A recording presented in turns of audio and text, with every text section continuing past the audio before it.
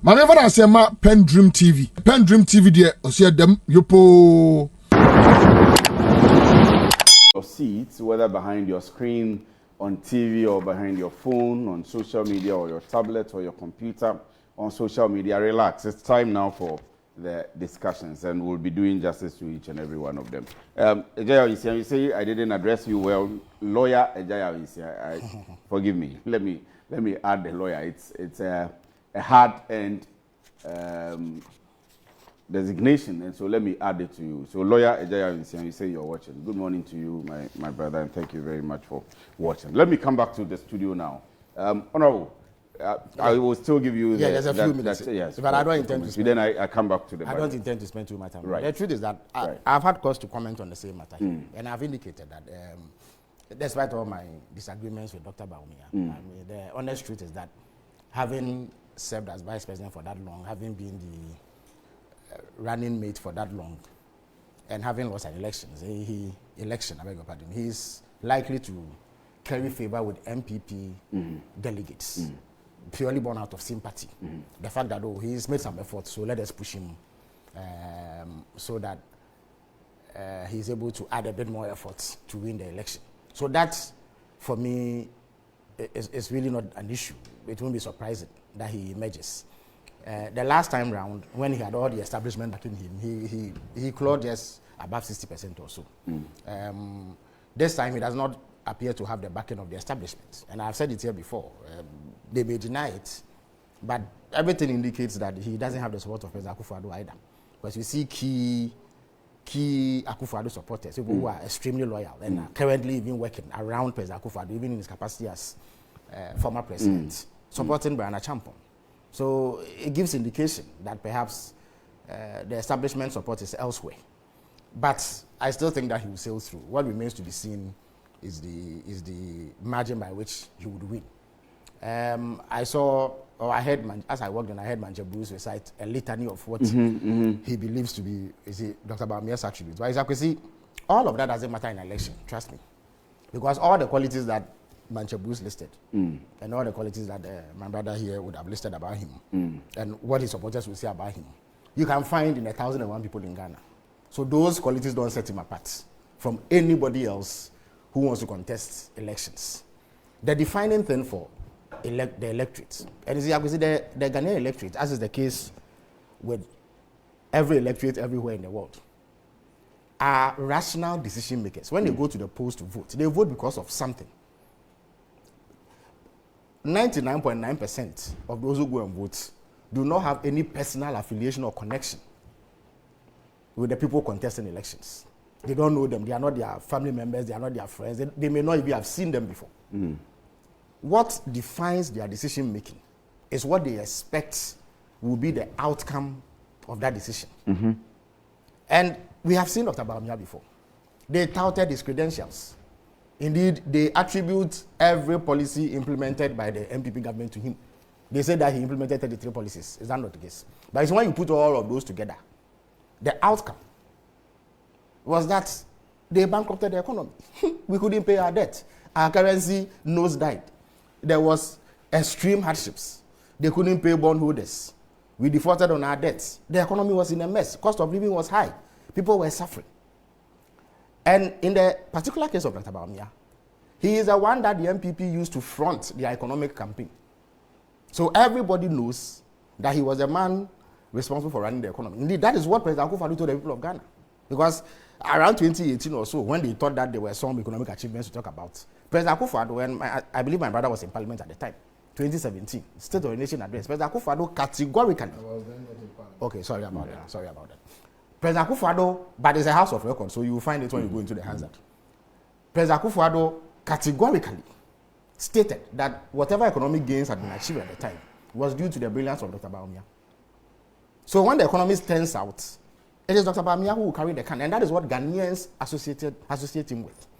So when he appears on the ballot as the MPP candidate, all that Ghanaians will do will be to compare their living conditions, their living standards, what they are going through, the state of the economy, with what Dr. Bawumia bequeathed them.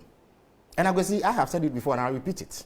For as long as this economy does better than what Dr. Bawumia superintended, I do not see how Ghanaians will entrust him with power, because what will be the basis for doing so? Especially when voters are rational decision. You forget about the, what do you call it? The hardcore party supporters, NDC, MPP. There's an unfortunate saying that we politicians like to bandy about, even if you put a goat here, we'll vote for him. It's the most unfortunate, because it tends to denigrate and belittle the capacity of voters. It's the most unfortunate thing. Yes. But I guess the meaning is that people are loyal to political parties. But even the MPP themselves are saying that, oh, they have about 2 million supporters who didn't show up to vote. I could say, why would 2 million MPP supporters not show up to vote? If indeed the MPP had so performed that living conditions were great, the MPP supporters were feeling good about themselves, why would they not go out and vote? Even if we were to accept, I dispute that, but even if we were to accept at face value what they are saying, it means that their own supporters were disappointed in their performance. So they didn't go out to vote for them. That is, if you accept the narrative that they are trying to churn out. So how do you then expect those who do not belong to the MPP to react to Dr. Bawumia if he appears on the ballot?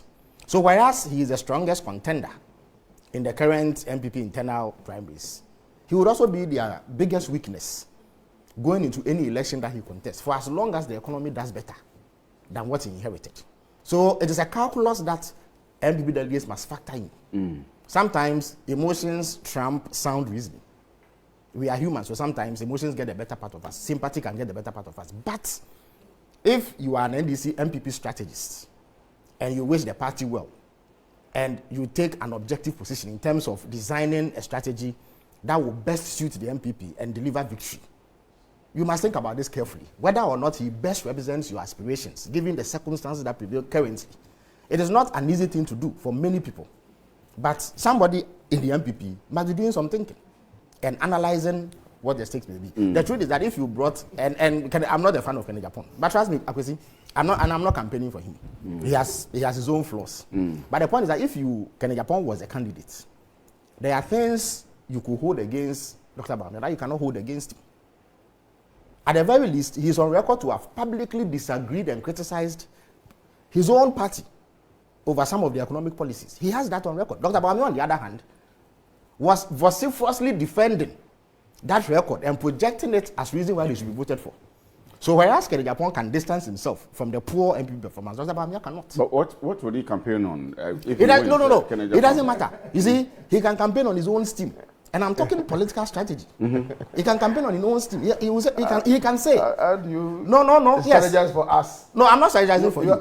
You see, oh, my brother, let me finish. There are some of them. Let me finish. If Kenny Japan wins the 2028 elections, will be a foregone conclusion for you. Oh, I'm saying that. They want let me finish. No, but if you see, my brother, no, my brother, if you let me land, because of the time, let me land, please. You had your say when I was saying. You see, I'm not campaigning for anybody. I'm telling you what the objective reality is. I'm not the one who will choose an MPP candidate, but I'm telling you that if anybody was doing serious strategizing in the MPP, they will factor these in. Who best represents our interests at the ballot, not the brouhaha and the excitement that surrounds internal primaries. Dr. Bawumia's record is abysmal. He cannot take it to the market. That is the honest truth. The average Ghanaian who today has seen a reduction in the cost of living, and there's an empirical basis for it. At the very least, when he goes to the pump, he buys fuel much cheaper than he did under the MPP. The businessman who gets dollars at a cheaper rate now than the MPP, what business would he have voting for somebody who took the dollar to 17 cedis on the forex market? Why would they vote for somebody like that? Who would want to choose a worse situation over a better situation when the evidence is glaring? But if you bring others, they may be able to say that we disagreed with this. I wasn't part of this. My record shows that I even, at the time we were in power, told my people that they were on the wrong path. They didn't listen to me. Not that in itself will carry you. Because ultimately, the decision to vote for a party or one party or the other is premised, and Ghanaians have shown it, on what they believe to be the state of their welfare. It is economic reasons that have informed every change in government, even including military coup d'etats. Why? When Achampo overthrew Buzia, what was the reason? Achampo himself, when he was overthrown, what was the reason? Was it not about economic hardships? So even military regimes have trumpeted economic hardships as reason why they've gotten rid of democratically elected governments. Since 1992, every single time a party has lost elections, it has been based on economic performance or the lack of it. President Kufuor, what was his mantra? Shewa sitinem natwa bapa.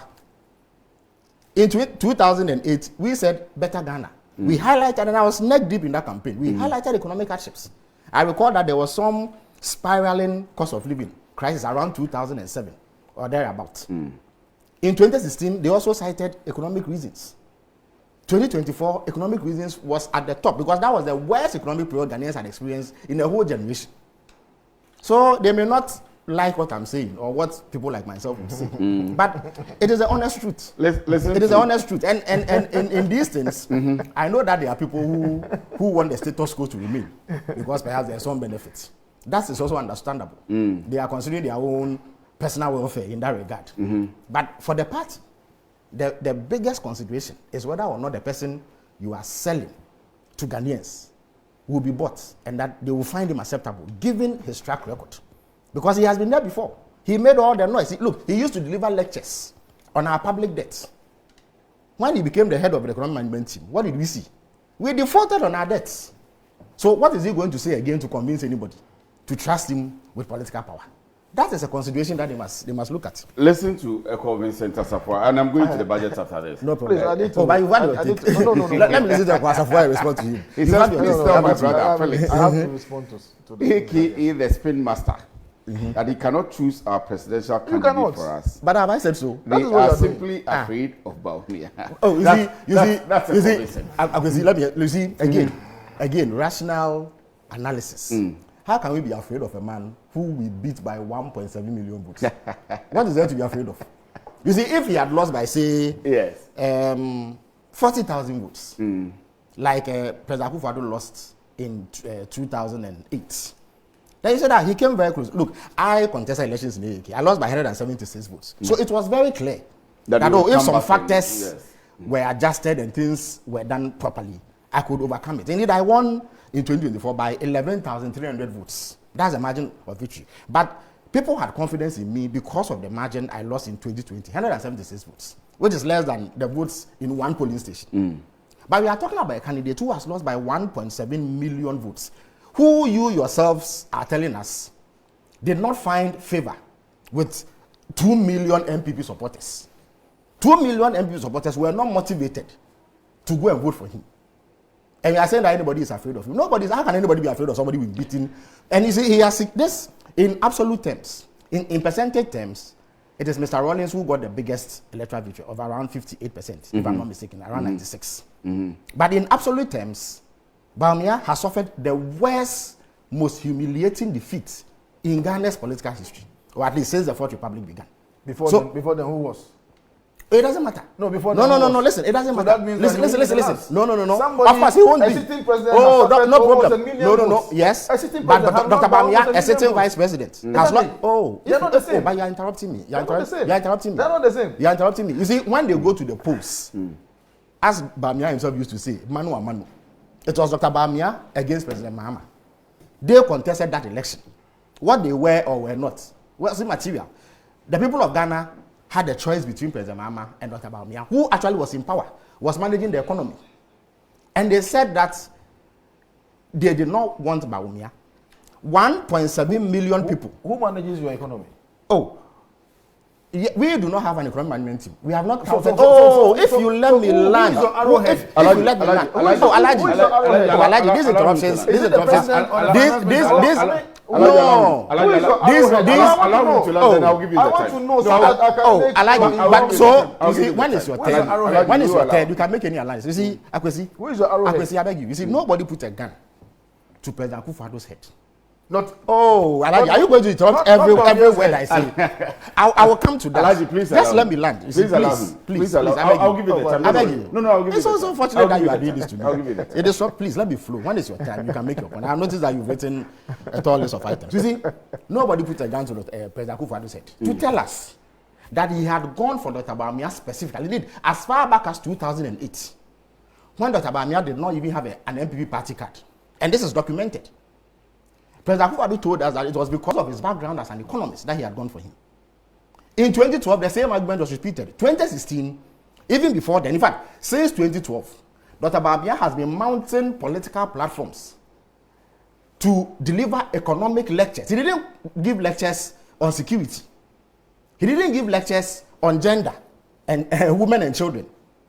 He didn't give lectures on housing. He gave lectures on the economy, economic management. Indeed, they got what do you call it?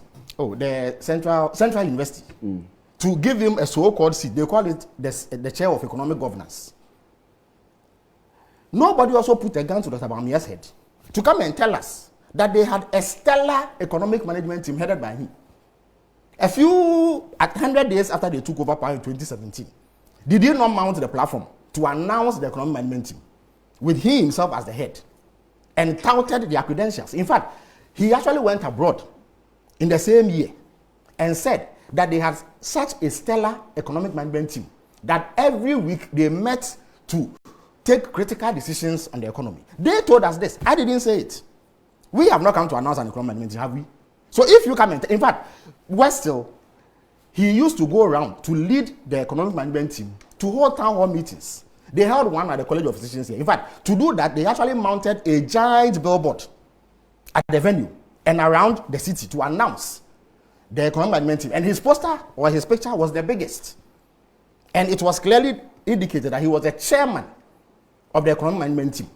So how can you come and tell me today that he was not in charge of that? Well, what was he in charge of? Let me. You see, even that, and again, they are making the same mistake. You know what hurts Ghanaians the most? You see, it was bad enough that the economy had been mismanaged and Ghanaians were going through hardships. But the attempt to distance him from the economic failures cast him as somebody who could not take responsibility. And that is what worsened the economic plan. You see, if you go with the same strategy, you will suffer even worse defeats. Let me come to you, Alaji. Parliament with the proposal for us to get, an executive jet. The same people on the floor of Parliament, they rejected it. What was the reason that you used to reject it? Today, has anything changed? You come into office 10 months into your administration, you are already thinking of your own luxury to the exclusion of the Ghanaian people. What has changed? Have you even thought about, apologizing to the Ghanaian people for the deception? What has changed? What has changed? The economy grew by 5.7% in 2024. You are growing 4% and you are already talking about presidential jets. What have you done? The 5.1, the month on month, August. No, I'm talking about the projection for this year. For the whole year. You understand? By the end of the year, I'm sure the Ghana Statistical Service, they will give us the numbers. But we ended 2024 with 5.7% GDP growth. Do that first. Let's see how you grow the economy before you come and talk about some of these things. And so, as far as I'm concerned, I see lots of misplaced priorities because, for instance, I do not see how anyone in his objective, prudent mind would ignore the current Accra-Kumasi highway, the N6 highway, and go and create an entirely different parallel highway heading to the same direction. What are you trying to gain? Legacy? Legacy, you can get legacy. Kwame Nkrumah did the motorway, of course. Now, you can look out for the same 3-lane highway from Accra to Kumasi. We've dualized all the way to Apejua Junction. So now, we are going to do a 6-lane highway to Kumasi, and we are going to have this current highway, and we are going to be maintaining these 2 highways. What is the prudence? That's not prudent management of our resources. Some areas don't even have a single tar road. Why don't you go and do those roads? From my constituency all the way on the Eastern Corridor Road, it ended in my constituency at a place called J. You have to continue all the way to Kulungugu. We haven't done that one. And we're going to do an entirely different road. Have you finished doing the Eastern Corridor Road? No. Have you done the Western Corridor? No. There is a single spine, there's the middle spine already. So expand it, make it 3-lane highway, and then we'll name it John Mahama Highway for you. You understand? So I think there's a lot of misplaced priorities as far as this budget is concerned, and no wonder the business committee, indeed, 2 or 2 days after the budget was read, when the government, floated some, bills, it suffered a significant setback. 25% less subscription. And that tells you that the level of confidence in the economy has completely waned. Look, you may say that we are doing politics, but the experts are beginning to talk. The experts are beginning to talk. Institute of Statistics and Research, all of them have started speaking. There is nothing that tells you that this budgets. They are only sounding caution. They are not sounding caution. They are telling you that there's no hope. It's a hopeless budget. Is that what it's not a forward-looking budget. It is growthless budget. It is, Issa and the other ones I've read. You understand? Believe that to be able to meet the target set for the government and the entire country, we need to be able to reach the revenue mobilization targets, and so they should expand revenue mobilization. And what have they even done about revenue mobilization? Currently, there's nothing in the budget. Currently, based on what we saw last year and their anticipation for this year, they are already going into this year with nearly 11 billion revenue, for shortfall. Where are you going to get the revenue? What is in the budget that tells you that we are serious about revenue mobilization? All we are thinking about is presidential jets. Presidential jets. Is that what the Ghanaian people voted you for? Is that what? Look, the 2025 budget is essentially a continuation of the MPP's program. So this, by far, is the budget that you can call your own. This is by far the budget that you can call your own, and it is so uninspiring, so growthless, so, much lack of confidence in the business community, and I think that this budget is bound to fail. The budget is bound to fail. It's on the way to fail. Honorable Felix Kwakye Ofosu, presidential spokesperson. Honorable Alassane Tampuli says the budget is bound to fail. Well, on the evidence of what has happened after the 2025 budget was read, that assertion cannot be further from the truth. I mean, it is the most bizarre assertion anybody can make on the basis of the evidence on the ground. I will see the economy that we are seeing today is better in every respect than the economy that we inherited.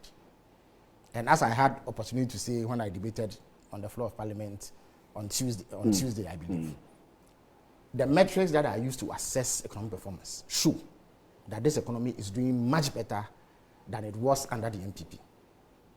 All the 18 indicators or so, almost all of them that are used to do the assessment are better. They missed almost all their targets under the IMF program last year. This year we are on course. We set a primary balance target of surplus of 1.5%. We've done 1.6% as we speak. We've even exceeded the target. I can see this year, the Ghana cedi has appreciated by 34%. Within the same period last year, it depreciated by 27%. It has moved from 17 cedis to around 12 cedis on the Forex Bureau market. Interbank, it is at 11 cedis this morning. So had our debt has reduced from 764 billion to 628 billion. So if your debt reduces, is it better or is it worse? So any claim that somehow there is something wrong with this economy cannot be true on the basis of the facts. And I've always indicated here that Ghanaians are rational people. So they are able to assess facts and sift out facts from falsehood. So all that the MPP has done in the absence of any tangible basis to offer criticism is to peddle falsehood about what they say is the prioritization of presidential jets. You see, it began with a lie, unfortunately started by my good friend, the Honorable Samuel Abujinapo. He said that we had budgeted $1.2 billion to buy 4 helicopters and 2 presidential jets. I can see that is an untruth. We have not budgeted $1.2 billion to buy 4 helicopters and 2 presidential jets. He also says that of all the problems we have in this country, we want to invest $1.2 billion in retooling the military. You see, there are 2 flaws inherent in that argument. The first argument, inherent in what Abu Jinapo said and what the MPP is saying now, is that security is less important than other sectors. That's what they are saying. So that if you spend on security, it is a misplaced priority. Akwesi, the accounts have a saying, and I know that you are, because you are you are a good tree speaker. They say, once name Yashwe Krano of a pardon. Now, in other words, the house fly, at the very least, can wipe its pound, even if it is unable to do anything else. You see, the first and foremost responsibility of every government anywhere in the world is to secure the territorial integrity of that country. That is the first responsibility of any government. What defines us as Ghana is that we have borders that set us apart from our neighbors. So that's what they call territorial integrity. That territory must at all times remain intact. So it is the first responsibility of every government to do so. So anybody who argues that security is less important than any other sector is simply peddling falsehood and dabbling in convenient arguments. There's a reason why we have an armed forces which is established by the Constitution of Ghana. There's a reason, otherwise there will be no need for an armed forces. So when you have an armed forces whose duty it is to secure your territorial integrity, proof you against both external and internal aggression, you need to equip them to be able to do that job. The reason why you and I can go and sleep soundly is that there are people whose job it is to ensure that any threat that emanates from outside or inside is dealt with. Those people cannot use their bare hands to do that job. So you need to equip them to do so. So this government, having taken over and carrying out an assessment, and you see, because of where I sit, I see the reports that the security agencies themselves submit regularly to the National Security Council and the President and the Ministry of Defense on a regular basis. And when you read it, the MPP government basically left our armed forces bare. They didn't leave them in a situation where they can adequately guarantee our territorial integrity and protect us from external aggression. And of course, you know that in recent times, the threat is coming closer and closer because of the happenings in the Sahel region. As I speak to you, vast swathes of Mali is under the control of terrorists. We hear them move into Benin, Burkina Faso, Niger, Chad, and other places. So every country within this region has the duty to make preparation to defend their citizens against such aggression. And the MPP is saying that if you allocate resources to retool your armed forces to do the very job they are established to do, it is a misplaced priority. The people who spent $98 million digging a hole and wanted to spend $1 billion to build a cathedral now say that retooling your armed forces to defend the nation is a misplaced priority.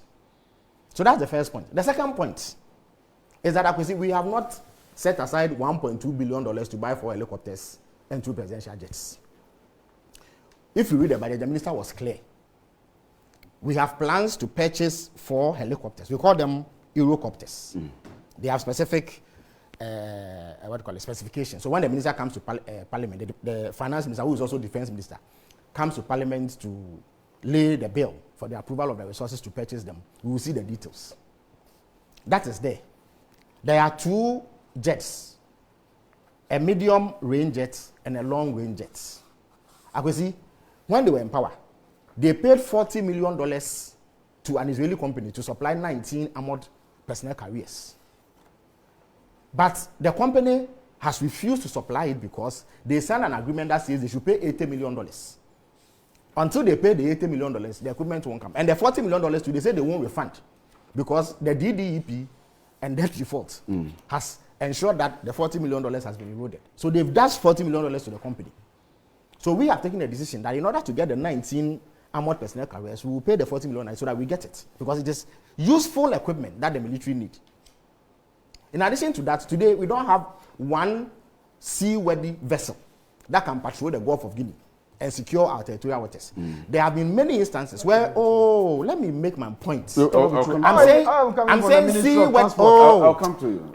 Listen. No. I mean, this is false. But you see, you can't do that, Honorable. When you were speaking, I disagreed with you. I kept quiet. But I need to just put on record that but you will have the opportunity. was coming from the ministry. You will have the opportunity. And I was you have the opportunity to do so. Please, Honorable. You see, please. You have the floor. It is not fair. You have the floor. It's not fair. You have the floor. It's not fair. With the greatest respect. You have the floor. Look, I'm talking about seaworthy vessels. Why? When President Mills was president, he gave the Navy vessels. But they are not seaworthy. They can't do their job. That's what I'm saying. So the fact that you may have gone to commissions of it doesn't mean they are operating. To patrol the borders of the country. The people who use those vessels, the Navy, have come. Oh, but why? My point is clear enough. When I finish and you have accountable, you can say so and provide evidence to back it. I'm saying that President Mills gave vessels to the Navy before you became transport minister. But it doesn't mean that those vessels can work now. The people who use the vessels have reported that they don't have the capacity. Look, we received about 2 or 3 intelligence tips, one from the US, one from Nigeria, about the activities of pirates in the Gulf of Guinea, engaged in piracy and bunkering. In other words, illegally offloading oil that is stolen into another vessel. Ordinarily, it is our duty then to dispatch vessels immediately to intercept them and arrest the offending party. But we couldn't do it because we don't have the seaworthy vessels to do so. This year? Yes, this year. In fact, since we came to power, and even before we did. So because of that, plans are to secure 2 new vessels. Long-range vessels that can do this job because it is necessary. Piracy is a major issue because we have what we call the exclusive economic zone and our territorial waters to protect. That is what defines us as a country. We don't have it. So the minister says that we will make these procurements. The minister has done multi-year budgeting because we can't do all the retooling in this year. So up to 2029, there will be similar allocations to ensure that that is done. But I could see the 4 helicopters and the 2 jets, plus the 19 armored personnel carriers and the 2 vessels I'm talking about, all won't amount to $3 million. In fact, I can give you I can give you the price of the 4 helicopters. Yes. It is 125.9 million euros. I'm sure it will be around $130 million if you do the conversion. For the entire, all the things. For the 4 helicopters. Not 1.2 billion. I'm saying that if you add all the things we are buying this year, the 4 helicopters, the 2 jets, the medium and long range jets, the armored personnel carriers, and the vessels. The vessels. The vessels are 2. They won't add up beyond $300 million. So the claim that we have spent $1.2 billion is false. And it is intended to carry displeasure for government by a party that is desperate to score some political points. What Abu Jinapo said was false. And indeed, you saw how the majority leader embarrassed him. Then later he came to try to use some, bizarre extrapolations to justify that position. When he got up in Parliament, he said that we were going to spend $1.2 billion to buy 4 helicopters and 2 presidential jets. Is that not what he said? But I'm telling you, that is not the case. It is not true. So the 2 points I seek to make on this matter is that, first of all, security investment is as important as investing in education, health, agriculture, or any other place. Because it's one of the things that is the responsibility of government. So any government doing that cannot be said to be engaged in a misplaced priority. That argument is not acceptable. It's not tenable. It is impossible to accept that as logical. Then in 2027, another set of equipment will be purchased for the armed forces and security agencies. 2028, the same will happen. 2029, because we need to be in a state of readiness to tackle both external and internal aggression. If you look into the budget, we even have plans to purchase 100 fire tenders for the fire service. Because fire outbreaks occur. Indeed, the last time they were retooled that way was under President Mills, when I think another 100 or so fire tenders were purchased for them. How can any reasonable person be opposed to an effort by the government of Ghana to retool the armed forces? How is that even an issue? How can that be the case? How can an MP stand up in Parliament and oppose the retooling of the armed forces? An armed forces that is deprived of requisite equipment. Look, as I speak to you, is opposition to the cost or the retooling itself. But otherwise, what is the issue? You see, when you retool, it will come at a cost. The amount going First of all, what is the problem with the amount itself? If you spend $300 million, $400 million, or $500 million to retool your armed forces, why? There are countries. The USS Gerald Ford, which is the latest aircraft carrier that the US has, cost billions of dollars. Why? In America, are there not people who need accommodation? People who need to go to school, who need to go to health? But it is the duty of the government to protect the people of America, just as it is the duty of Ghana to protect the citizens. But when you get up in parliament and you tell an obvious lie that we are going to spend $1.2 billion to buy 4 helicopters and 2 presidential jets, you must be called out, and that is why the majority that called him out. I don't expect my friends to continue on this trajectory, knowing the fact. But as I indicated, the defense minister and also finance minister will be in parliament with the bills because it's an international financial transaction. He will be in parliament to seek parliamentary approval. The details will come out. But it is not $1.2 billion to buy helicopters and 2 presidential jets this year. It's more than the equipment we are buying are more than that. The amount is about a third. In fact, you have listed about exactly. In fact, I would say this is in the budget. If you read the budget, you will see it. Right. But again, let me also make the point that you see, contrary to the claim, then I'll come to it. Yeah, no problem. No problem. In 1 minute. No problem. Contrary to the claim that all we have done is to focus on retooling. Look, if you look into this budget, this year, government is going to spend 90.5 billion Ghana cedis on compensation. In other words, the salaries of public sector workers. 90 billion. I is that not money directly transmitted to the pocket of Ghanaians? Good. So, yes, true. Yes, true. So, if you say that our focus has been the purchase of military equipment and personnel, it is false. Was it in last year's budget? We were paying compensation please. But you see, I don't know why. Let me finish. In 1 minute, I'm coming. But you see, I think that you need to enforce the rules. It's not fair. In 1 minute, I'm coming. Please learn. This year, we are spending 33.3 billion on education. 33.3 billion is roughly around $3 billion. We are spending 30 billion on roads, big push. That is another $3 billion. Not so. I can see we are giving 4.2 billion Ghana cedis to free SHS. That's in excess of $1.5 billion.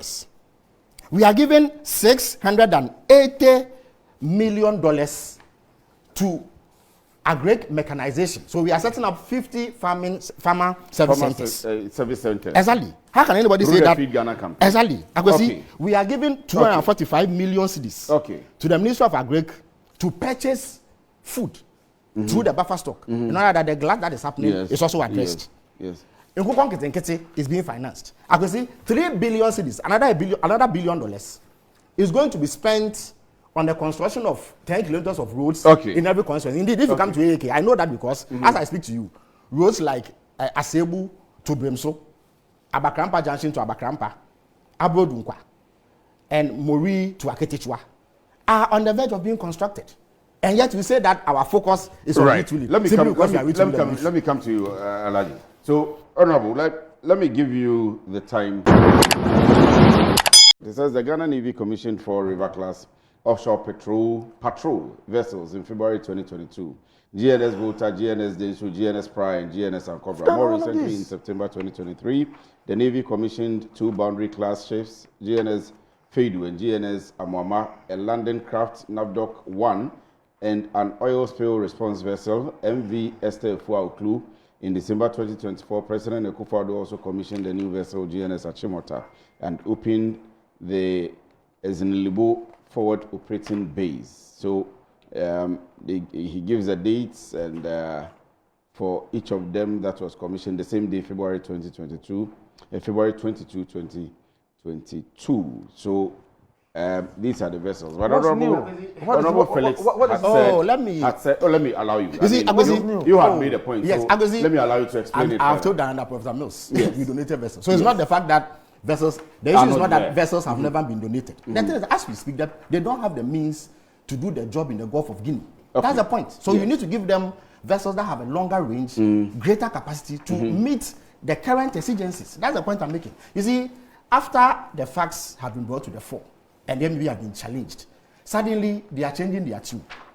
When Honorable Samuel Abu-Jinapor, who they designated to debate the budget in respect of the military expenditure, got up, his claim, and it is on record, you can play it, was that we were going to spend $1.2 billion this year to purchase only 4 helicopters and 2 presidential aircraft. Is that not what he said? Yes. Suddenly, they've changed their tune. And indeed, he added that there are unemployed people. So to spend $1.2 billion buying 4 helicopters and 2 presidential jets, it's a misplaced priority. Is that not what he said? Why you say that you are opposing the retooling? Right. But you see, Akwesi, even the presidential jets is the property of the military. In fact, when you go to the military, the most elite pilots and engineers that they have belong to what they call the communications squadron, which is the unit of the Air Force that handles presidential travel. When the president travels, it is the Air Force commander himself who pilots his aircraft. Wow. So it is a military platform, it's a military asset, even though it is used by the executive. So it is not the property of the president. Of the president. And certainly it is not about comfort. You see, President Mahama, and I've said it before, I will say it here. If it were about comfort alone, there will be no bother. Because me, I have traveled with President Mahama in economy class before, from Frankfurt to Accra, when he was president in 2014. In economy. Economy. As a president. As a president. Since when he became president, indeed, one of the first things that he did was to ask the communications squadron to give him an update of the status of the presidential aircraft then, the Fokker 9X. When they gave him a clean bill of health, indeed, he sat in it to Angola, Kenya, and Tanzania. I was on those trips. When we flew, it looked like he was in good condition. We didn't see any abnormal functions. When the thing came, around March, it developed a fault. It was sent to Dassault in France for repairs. We were here when they called the Air Force to come for it. When the pilots got there, they told them, no, they've detected further faults, corrosion in the tanks and what have you. So at all times, it is the communications squadron, the Air Force, that makes the recommendation as to whether or not we require additional platforms. And you see, the document is here. It is with me. This is a report sent to cabinet. You understand me? And they give you the detailed reasons. In terms of the choice of the aircraft, they even choose it. The Air Force? Absolutely. You see, when President Akufo-Addo was in power and he was renting aircrafts, he used to rent aircraft at $18,000 an hour. I could say there are times when the president has to travel for about a week. Sometimes, in fact, the least travel, if it is not somewhere in West Africa, that the president has to do, is about 2 days, 3 days, 4 days. Sometimes he has to be away for 2 weeks. If you rent the aircraft that President Akufo-Addo was renting, every hour is $18,000. If the president has to use it for a week, that is $3 million. You are not properly informed. Oh, but I'm coming. Oh, but you see, Alaji, I think that this interruptions are no. Let me explain to you something. No, Alaji, when I finish, you see, when I finish, when I finish, renting a jet, when I finish, you are going to France. When I finish, you normally get a jet from France to pick you up. When they drop you off, then they go and do their work. The aircraft, when they are coming, then they bring look. You. So it's not as if the aircraft is going to park there there were for 1 times. week. Oh, no, that's not how it is done. Oh, please. There were times when that's not how it is done. There were times when the aircraft that President Akufo-Addo hired was here for weeks. You see, aircraft, you can track them wherever they've gone to. And that's what Honorable Blackwell was doing. And they were all over the place. This aircraft, they started using it somewhere around 2018 or so.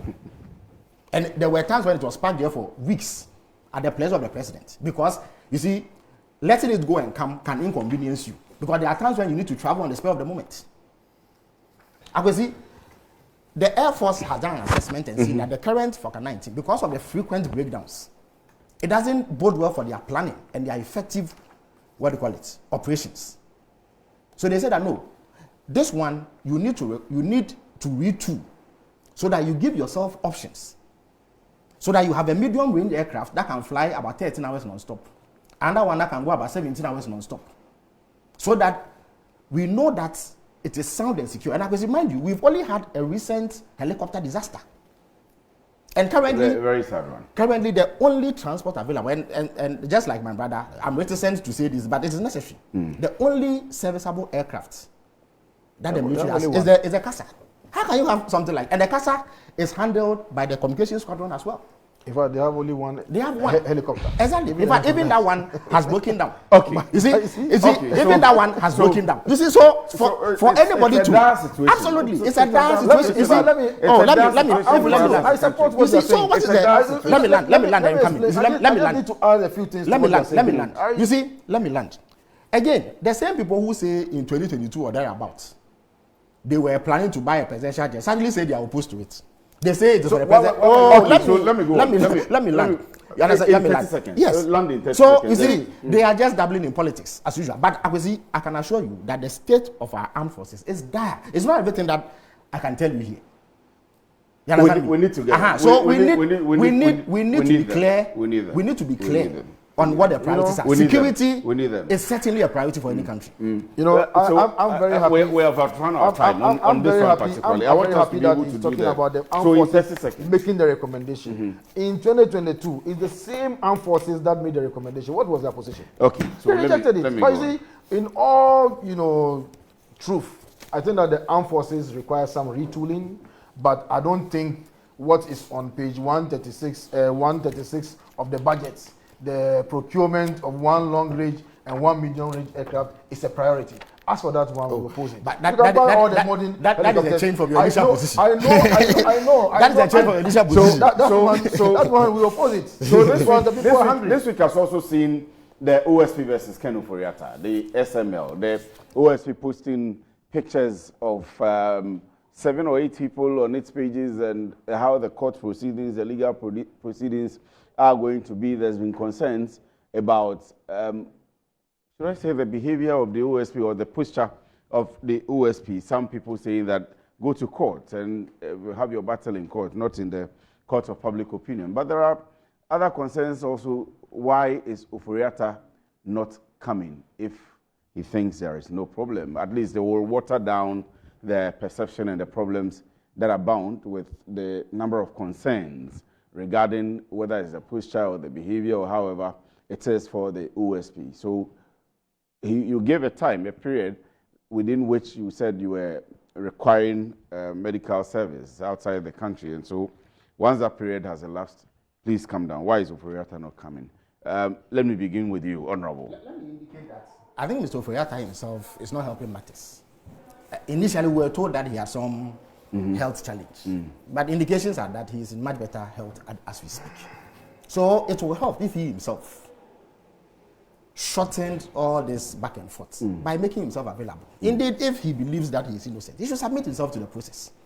You see, no matter what you make of the OSP, and I have had my own challenges, and I have been consistent from day one about it, even when we're in opposition. So it's not like we've come into government and I suddenly have a position on him. It is a law enforcement activity. You can criticize the modus operandi. You can criticize the posturing. I, for instance, I'm not too sure about the mark shots. I think it's a tad too far. Because then it can expose the subjects to unnecessary public humiliation and then public ridicule. But whichever way you look at it, it is still a law enforcement activity that he's engaged in, and he's empowered by law to do so. All of us are enjoined to submit to law enforcement when they come asking. The processes are such that you will have opportunity to show that the law enforcement activity is unjustified on the basis of evidence that you have, or on the basis that they are unable to establish any wrongdoing that warrants the activity that they are taking against you. So I don't know why Mr. Ofori-Atta continues to prolong these matters and appear to be evading justice. Why? People have served this country before. His successor, Honorable Atufosi, previously was Deputy Finance Minister. When he left office, he was accused of some wrongdoing in some ambulance purchase. He submitted himself to the process, went to court every day. I used to go with him. Many people have gone through that. There are people in the MPP who have gone through that process too. So I don't see why Mr. Ofori-Atta is doing what he's doing. Again, it is not like President Mahama has come to power, and then the Attorney General of President Mahama, or the government, if you like, has trammed up some charges against Mr. Ofori-Atta. This is a special prosecutor who was appointed by President Akufo-Addo, who is Mr. Ken Ofori-Atta's cousin. Indeed, there are reports that it was at the behest of Gabriel Chedaku because of his proximity to Mr. Kisei Jammeh. That's what some reports have it so. So clearly, you cannot call it a witch hunt by the government of the day. There is an appointee of President Akufo-Addo enforcing the law. who says that there are questions to answer in respect of a particular transaction. I think Mr. Oforiatta should make himself available to the extent that he believes that he is innocent. Indeed, I hear, and my brother is a lawyer, maybe he will be able to educate us. I hear that it is possible to do the trial in absentia. And whether you are, in fact, if you are not here, you make life easier for the trial judge and the prosecution. So they will convict you. And that any day you set foot in Ghana, you will serve that conviction. Or better still, they can issue a notice which compels other countries, based on established precedent and international law, to apprehend you wherever they find you and bring you to the jurisdiction. I think that's too humiliating. I don't know why Mr. Oforiatta will subject himself to that, to be honest with you. Unless there's an element of guilt that he's concerned may come to light if he shows up. Otherwise, it's a straightforward matter for me. But there's also the perception that if he comes in, the posture of the OSP, it may keep him behind bars unduly. The OSP cannot do that. You see, again, my brother can educate us. I don't think that prosecutors have the power, to determine the longevity of a remand suspect.